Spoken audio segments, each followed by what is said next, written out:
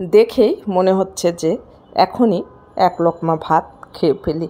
সুপ্রিয় দর্শক, দূরের এবং কাছের যে যেখান থেকে দেখছেন সবাইকে আসসালামু আলাইকুম। আশা করি সবাই ভালো আছেন। আজ আমি আপনাদেরকে রান্না করে দেখাবো লোভনীয় স্বাদে খুব সহজভাবে চিংড়ি মাছের দো পেঁয়াজা। এটা দেখতে যেমন সুন্দর হয়, খেতেও অসাধারণ হয়। রান্নার পদ্ধতিটাও খুবই সহজ এবং ঝটপট, যে কেউ রান্না করে নিতে পারবেন। আশা করি ভিডিওটা ভালো লাগবে এবং উপকারে আসবে। আর ভিডিওটা ভালো লাগলে শুরু থেকে শেষ পর্যন্ত দেখার অনুরোধ রইল।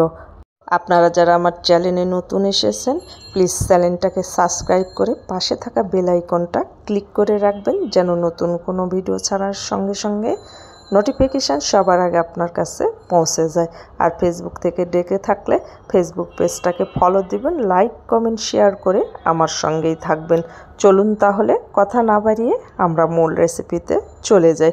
সুপ্রিয় দর্শক, এই মজাদার চিংড়ি মাছের দো পেঁয়াজা রান্না করার জন্য নিয়েছি চিংড়ি মাছ। আর চিংড়ি মাছের উপরে খোসা ছাড়িয়ে ভিতরের যে রগের অংশটা থাকে সেটা ফেলে দিয়ে পরিষ্কার করে লবণ, হলুদ, মরিচ মাখিয়ে বেশ কিছুক্ষণ রেখে দিয়েছিলাম।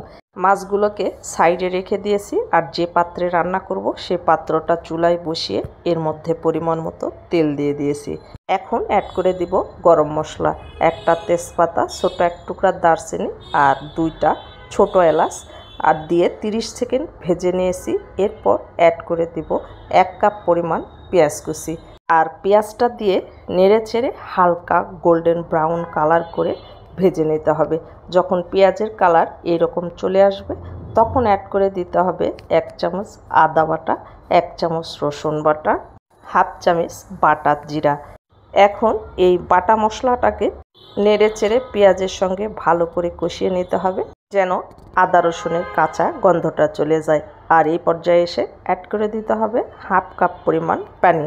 এখন অ্যাড করে দিতে হবে স্বাদ মতো লবণ, 1 চামচ মরিচের গুঁড়া, হাফ চামচ ধনিয়ার গুঁড়া, হাফ চামচ হলুদের গুঁড়া দিয়ে ভালো করে নেড়ে চেড়ে মশলাটাকে আবারও একেবারে ভোনা ভোনা করে নিতে হবে, যেন মশলা থেকে কোনো কাঁচা গন্ধ না বাইর হয়।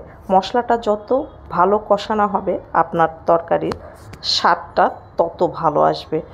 এই পর্যায়ে এসে অ্যাড করে দিতে হবে 1 কাপ পরিমাণ পানি। আর পানি দিয়ে ঢাকনা দিয়ে ঢেকে পানির বলক চলে আসলে মেখে রাখা মাছগুলো দিয়ে দিতে হবে। আর মশলার সঙ্গে নেড়ে চেড়ে মিশিয়ে ঢাকনা দিয়ে ঢেকে 3 মিনিট কষিয়ে নিতে হবে।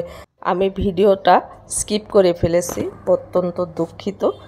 3 মিনিট পর ঢাকনাটা খুলে নিয়েছি আর নেড়ে চেড়ে একটুখানি মিশিয়ে নিয়েছি। আর সাবধানে নাড়াচাড়া করবেন, চিংড়ি মাছগুলো কিন্তু অনেক নরম থাকে। আর চিংড়ি মাছগুলো যদি না ভেজে এইভাবে রান্না করেন তাহলে কিন্তু স্বাদটা একেবারে অথেন্টিক থাকে, খেতে অসাধারণ লাগে। আবারও আমি ঢাকনা দিয়ে ঢেকে 2 মিনিট রান্না করে নিয়েছি আর নেড়ে চেড়ে এখন অ্যাড করে দিতে হবে ঝোলের জন্য 1.5 কাপ পরিমাণ পানি। আর পানিটা দিয়ে ভালো করে একটু মিশিয়ে নিয়ে ঢাকনা দিয়ে ঢেকে একেবারে ঝোলটা টেনে আসা পর্যন্ত রান্না করে নিতে হবে।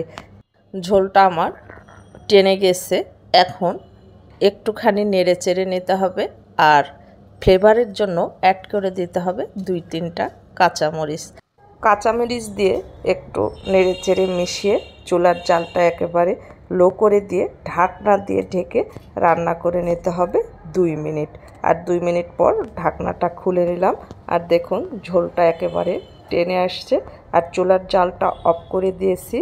এখন যে ঝোলটা দেখতে পাচ্ছেন এটা যখন ঠান্ডা হবে তখন একেবারে মাখো মাখো হয়ে যাবে। আর সার্ভিং ডিশে সার্ভ করে নিয়েছি, দেখুন কতটা লোভনীয় হয়েছে।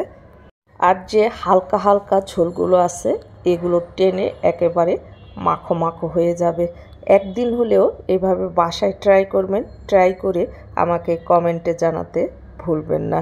ভিডিওগুলো যদি আপনাদের এতটুকু পরিমাণ ভালো লেগে থাকে তাহলে প্লিজ একটা লাইক কমেন্ট শেয়ার করে দিবেন, অন্যদেরকে দেখার সুযোগ করে দিবেন। আমার জন্য দোয়া করবেন, আমার পাশে থাকবেন। আপনাদের সকলের সুস্বাস্থ্য এবং মঙ্গল জীবন কামনা করে ভিডিওটা আজকের মধ্যে এখানেই শেষ করছি। ভালো থাকবেন সবাই, দেখা হবে পরবর্তী ভিডিওতে। আল্লাহ হাফেজ।